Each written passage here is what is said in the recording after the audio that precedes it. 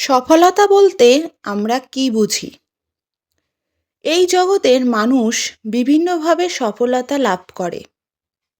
সফলতা বলতে আমরা বুঝি গরিব থেকে ধনী হওয়া, কুঁড়েঘর থেকে বহুতল বড় বিল্ডিং, রিকশাওয়ালা ছেলে হয়েও বড় ব্যবসায়ী হওয়া ও উচ্চ পদে চাকরি করা।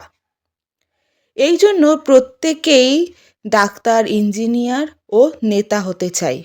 কিন্তু প্রবল চেষ্টার পরে হয়তো ডাক্তার বা ইঞ্জিনিয়ার কিংবা বড় নেতা হতে পারে, কিন্তু একদিন সব শেষ হয়ে যায়। মৃত্যুর সঙ্গে সঙ্গে ওইসবের আর কোনো গুরুত্ব থাকে না, কারণ মৃত্যুর পর আবার একটি জড় দেহে প্রবেশ করে কঠোর জীবন সংগ্রামে লিপ্ত হতে হয়। এইভাবে অন্তরহীন কাল ধরে মনুষ্য জীবনে দুঃখ দুর্দশা চলতে থাকে। হিন্দু সনাতন ধর্মের দর্শন হল আত্ম উপলব্ধি তথা ভগবত উপলব্ধি, যার মাধ্যমে জড় জীবনের দুঃখ দুর্দশার চির অবসান হয়।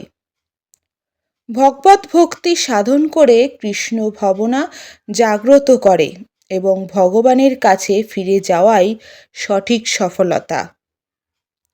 মানব জীবনের উদ্দেশ্য সম্বন্ধে শ্রীমদ্ ভাগবতে বলা হয়েছে, ইন্দ্রিয় সুখভোগকে কখনোই জীবনের উদ্দেশ্য বলে গ্রহণ করা উচিত নয়। সুস্থ জীবনযাপন করা অথবা আত্মাকে নির্মল রাখার বাসনাই কেবল করা উচিত। কেননা মানব জীবনের উদ্দেশ্য হচ্ছে পরম তত্ত্ব সম্বন্ধে অনুসন্ধান করা। এছাড়া অন্য কোনো উদ্দেশ্য নিয়ে কর্ম করা উচিত নয়।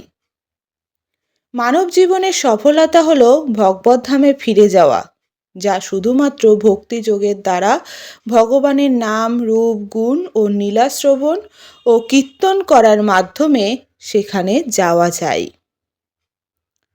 হরে কৃষ্ণ, রাধে রাধে, জয় গোপাল, শ্রী গুরু জয়।